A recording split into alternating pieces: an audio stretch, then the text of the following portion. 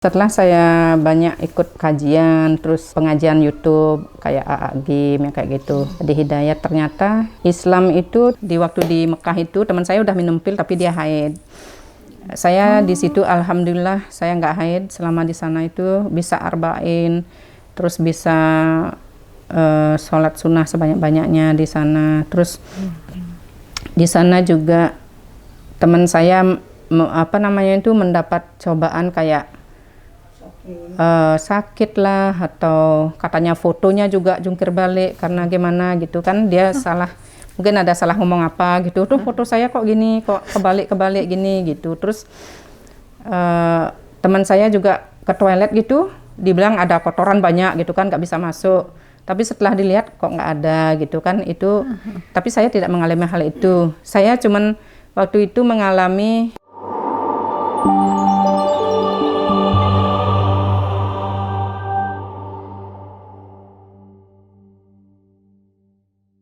Assalamualaikum warahmatullahi wabarakatuh. Nama saya Putu Trisna Dewi. Sebelumnya saya agama Hindu. Saya itu ada keturunan, kalau orang Bali bilang itu pemangku ya. Kakek saya, nenek saya di Kelungkung itu pemangku pura yang besar, yang semua orang di Bali itu ke sana. Terus saya juga sering di pura itu, orang Bali bilang itu ngayah.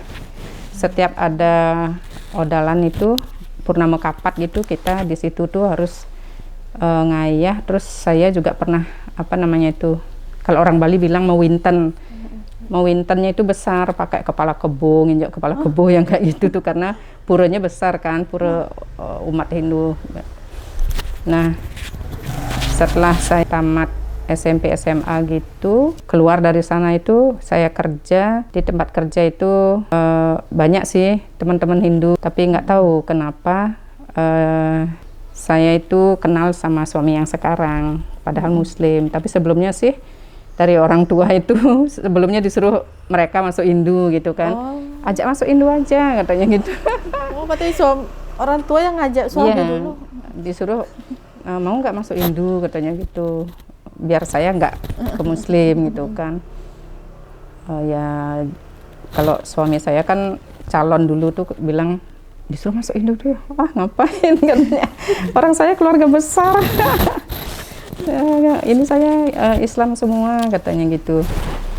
Terus saya juga waktu itu ragu-ragu ya, sampai punya pikiran biarin dah dia Muslim, saya Hindu gitu, nikah aja, nanti beda agama nggak apa-apa gitu kan, pikiran saya gitu kan.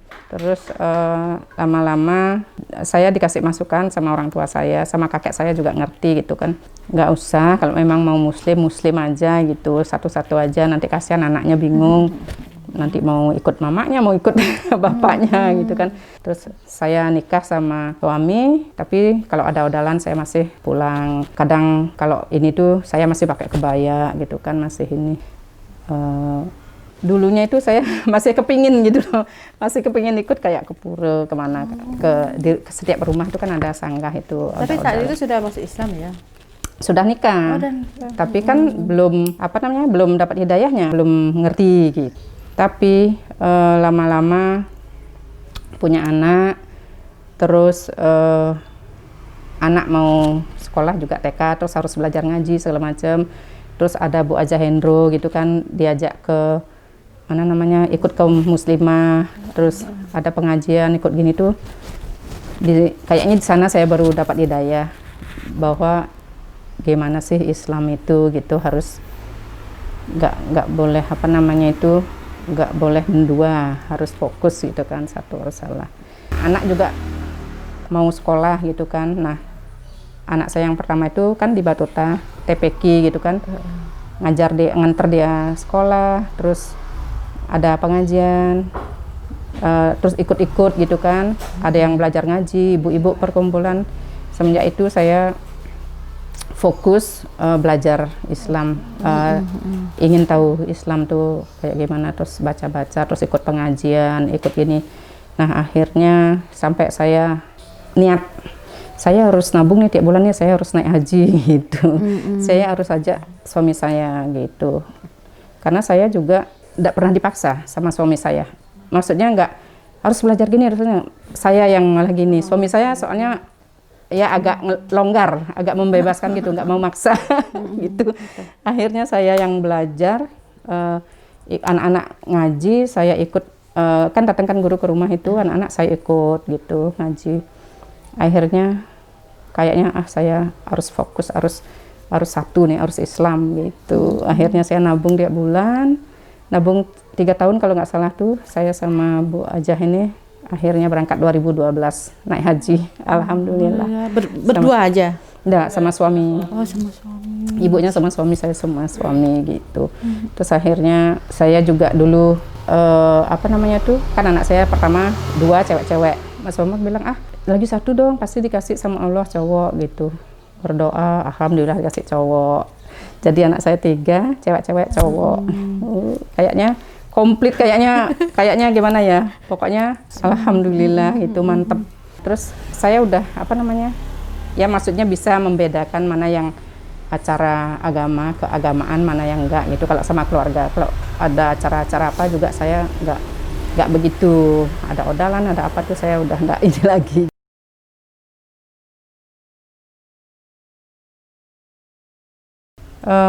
Nggak begitu ya, karena saya nggak begitu punya teman Islam ya dulu, terus nggak kayak sekarang ada sosmed gitu kan, dulu nggak begitu ini tentang Islam, nggak ada pandangan negatif gitu, nggak. Cuman kalau dengar tuh cuma kata orang itu kalau ada penjahat atau pencurian itu biasanya kan itu orang. Setelah saya banyak ikut kajian, terus pengajian YouTube kayak AA Game ya kayak gitu, di Hidayat, ternyata Islam itu tidak pernah mengajarkan untuk berbuat keras, memaksakan kehendak gitu, enggak. Ternyata Islam itu saling menyayangi, menghormati. Islam bagi saya itu sangat berdampak ya pada diri sendiri, pada keluarga, bahwa Islam itu harus satu, percaya sama Allah, iman sama Allah, terus segala sesuatu harus bergantung sama Allah. Kita tuh apa-apa itu pokoknya sama Allah deh gitu. Kalau sekarang tuh kita kalau udah dekat sama Allah, terus apa-apa minta sama, pasti suatu saat Allah akan mengirimkan orang-orang untuk bantu kita.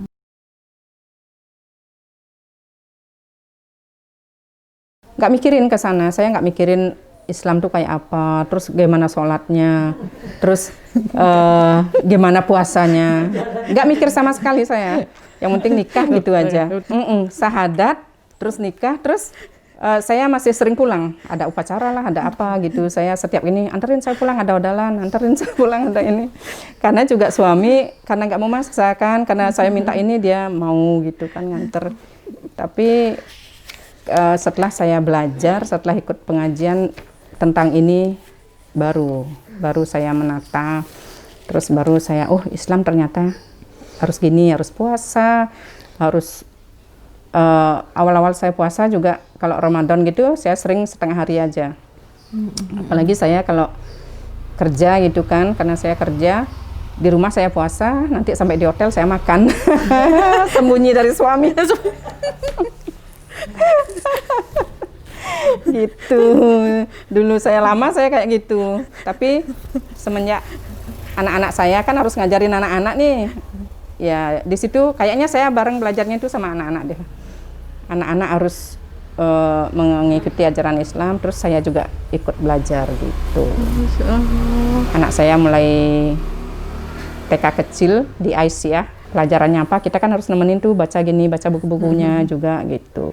Terus mendatangkan guru ke rumah untuk ngaji. Semenjak itu saya baru mendalami dikit-dikit gitu ininya Islam. Sebelumnya nggak sama sekali kepikir. Setiap sholat atau mendekatkan diri sama ini tuh kayaknya itu tenang gitu kan. Terus pasrah. Karena sebelumnya saya kayaknya gimana ya. Pokoknya ada aja yang nggak mantep gitu kan. Lihat itu kayaknya kok gini ya itu gitu waktu kan. itu masih di agama Hindu. Udah sama suami, sama suami. Tapi kan saya masih 50%, belum mantap kan. Saya berhijab itu sebelum saya kan karena karyawan ya, karyawan swasta gitu, saya tuh harus memang sih perintah Allah, tapi saya minta izin harus ke HRD-nya. Alhamdulillah HRD-nya waktu itu sebelum saya naik haji itu mengizinkan untuk pakai hijab. Sebelum saya naik haji itu saya udah belajar berhijab sampai sekarang. Karena kan kalau karyawan gitu harus ini gitu. Iya, bisa buka. Nggak boleh sembarangan kalau di suatu perusahaan itu pakai hijab, dilarang soalnya gitu. Cuman kurang tahu juga apa ya karena banyak juga di luar-luaran sana pakai hijab. Iya.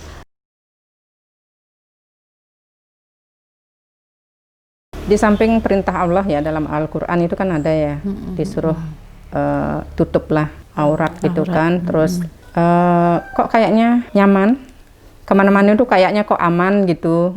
Kalau kita biasanya kemana gitu jalan kan biasanya ada orang lewat sweet atau ribut gimana ya, kalau berhijab tuh kayaknya kok santai aja, nggak ada orang menghiraukan gitu kan, kayaknya pokoknya kayak milik sendiri deh pokoknya kalau mau jalan gitu.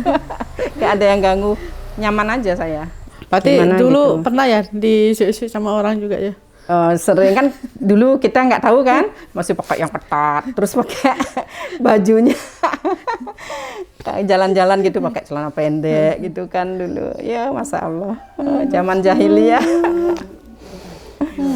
Kalau sekarang kayaknya apa tuh nggak nyaman kalau nggak pakai kerudung atau berhijab gitu, kayaknya kok nggak enak banget gitu. Kadang pakai yang agak ketat aja dikit kok nggak enak ya gitu. Tapi sayang juga masih banyak kan teman-teman kita itu kadang ke masjid berhijab, terus kalau foto-foto kadang dibuka gitu, kok sayang gitu, kenapa gitu ya. Mudah-mudahan banyak teman-teman yang istiqomah lah kalau udah berhijab. Amin. Semoga tidak dibuka lagi. Ya, amin.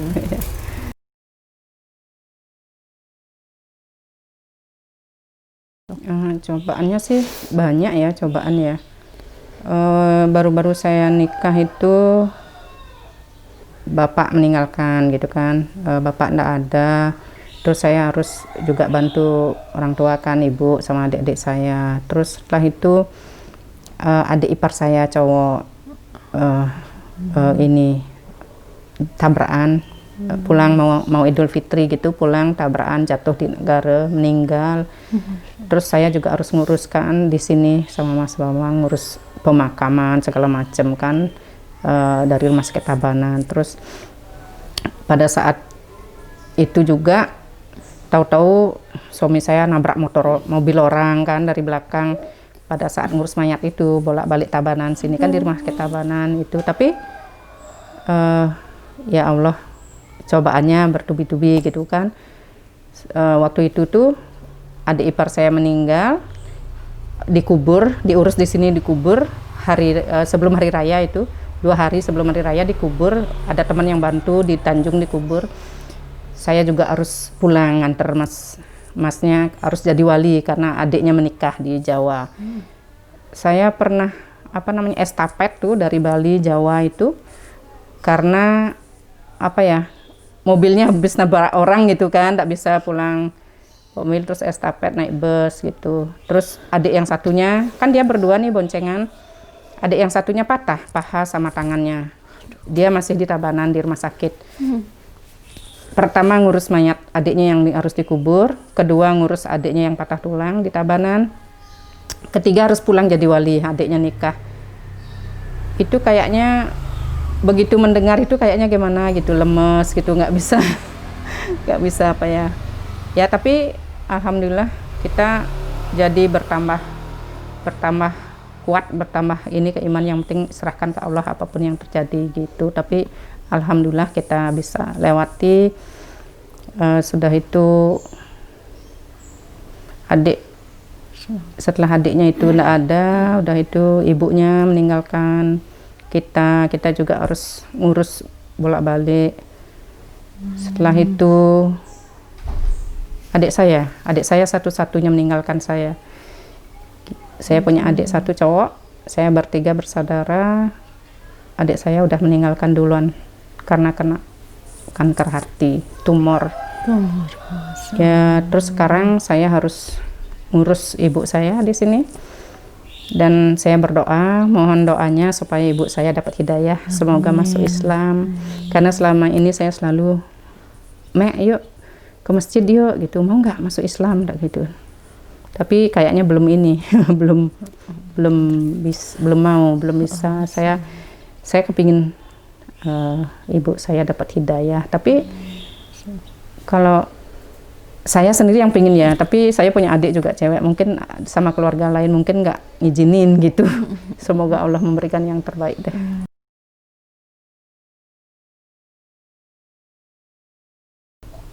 Banyak sekali keajaiban. Saya merasa ya keajaiban. Saya kerja karyawan swasta biasa gitu, penghasilan samalah sama teman-teman lainnya gitu. Tapi alhamdulillah saya bisa menyekolahkan anak saya, bisa 2 orang anak-anak tuh udah sarjana dua-duanya, udah nikah, udah punya cucu saya. Terus alhamdulillah, terus anak saya yang kedua sama yang ketiga itu jaraknya jauh, hampir 10 tahun, karena pingin anak cowok. Alhamdulillah Allah kasih anak cowok, alhamdulillah. Terus saya juga pikir saya bisa nggak ya nyekolahin anak saya gitu kan, karena suami saya udah pensiun nih, udah lama pensiun, saya kerja cuma sendiri sekarang. Ya Allah, saya pingin menyekolahkan anak saya gitu kan. Anak saya kepinginnya bahasa Inggris, terus kepinginnya juga Muhammadiyah. Alhamdulillah dapat di Muhammadiyah, terus dapat sesuai jurusannya bahasa Inggris. Allah memang sayang sekali. Terus apa ya, banyak keajaiban, banyak yang saya bisa haji. Kan orang lain banyak punya uang tuh, saya nggak punya uang, tapi saya bisa haji. Orang lain masih nunggu giliran atau masih belum ini. Di sana saya tidak, teman saya sudah minum pil ya, di waktu di Mekah itu teman saya udah minum pil tapi dia haid. Saya di situ alhamdulillah saya nggak haid selama di sana, itu bisa arba'in, terus bisa sholat sunnah sebanyak-banyaknya di sana. Terus di sana juga teman saya mendapat cobaan kayak sakit lah, atau katanya fotonya juga jungkir balik karena gimana gitu kan, dia salah, mungkin ada salah ngomong apa gitu, tuh foto saya kok gini, kok kebalik gini gitu. Terus teman saya juga ke toilet gitu, dibilang ada kotoran banyak gitu kan, nggak bisa masuk. Tapi setelah dilihat kok nggak ada gitu kan, itu. Tapi saya tidak mengalami hal itu. Saya cuman waktu itu mengalami kehilangan, karena mungkin salah saya ya. Saya waktu itu dapat di toilet nih, di bawah toilet itu dapat yang untuk ngitung tasbih itu. Saya dapat satu, di bawah ini nggak ada yang mau ngambil nih kali gitu. Saya ambil gitu kan, saya cuci, saya bawa gitu kan. Setelah di Madinah, sandal saya baru seharga 300.000 hilang. Masa Allah, saya dikasih, oh ya Allah, saya ngambil yang kecil, terus sekarang hilang yang besar. Berarti betul-betul saya dapat ganjaran di sana. Di sana betul-betul saya malah, kan sholat di Madinah itu dingin nih, di luar dingin. Tahu-tahu saya ada ibu-ibu tua gitu, saya dikasih diginiin sama sejadah, dingin gitu, dipakein gitu. Saya di sana banyak keajaiban nih, saya nggak sakit di sana, selama di situ tuh nggak sakit. Terus banyak teman yang hilang suaranya segala macam, orang-orang pada turun berat badannya di sana, saya naik 4 kilo. Saya naik 4 kilo, Pak. Masya Allah. Ada teman saya kan banyak, dia bilang gini, ada ibu-ibu, masa saya disuruh mijetin sih, katanya gitu, dikasih minyak, tolong pijetin saya nih, saya capek. Terus dalam hati saya, soalnya dirimu setiap di maktab itu minta suaminya disuruh mijetin, capek Pak, capek pijetin. Nah, sekarang dia di masjid ada orang yang disuruh, tolong dong pijetin ke saya. Dia nggak merasa. Alhamdulillah, untung alhamdulillah ya saya.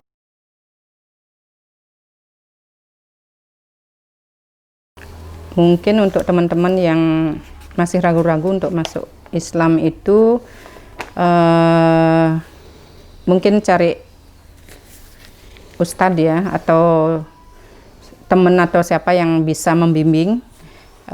Di samping juga harus banyak mendengarkan ceramah-ceramah, lihat di YouTube. Kan banyak sekarang ada ceramah-ceramah online, baca-baca buku. Kayaknya tapi yang paling mantap sih biasanya punya lah suatu kayak mentor gitu, kayak ustadz-ustadzah gitu yang bisa langsung membimbing mana sih yang benar, mana sih yang enggak gitu, supaya mantap hati kita gitu. Kan banyak yang bilang bahwa Islam itu teroris gitu kan, banyak Islam radikal, tapi sebenarnya Islam itu tidak pernah mengajarkan untuk merusak, untuk berbuat keras, kasar gitu, tidak. Karena Islam itu adalah rahmatan lil alamin, harus menebar kasih sayang, harus harus tulus gitu kan sama orang, tidak harus apa-apa dengan kekasaran, dengan teroris, malah itu dilarang. Kita menyakiti teman sendiri berarti sama dengan menyakiti semua muslim gitu. Oke. Alhamdulillah, tak terasa kita sudah di akhir acara ngobrol santai ya Bun. Semoga kita semua bisa terinspirasi dan memetik hikmah dari kisah Bunda. Amin. Dan semoga kita semua bisa istiqomah dalam menjaga hidayah. Amin. Terima kasih Bunda atas waktunya. Cukup sekian dari kami dan mohon maaf jika ada silap kata. Wassalamualaikum warahmatullahi wabarakatuh. Waalaikumsalam warahmatullahi wabarakatuh.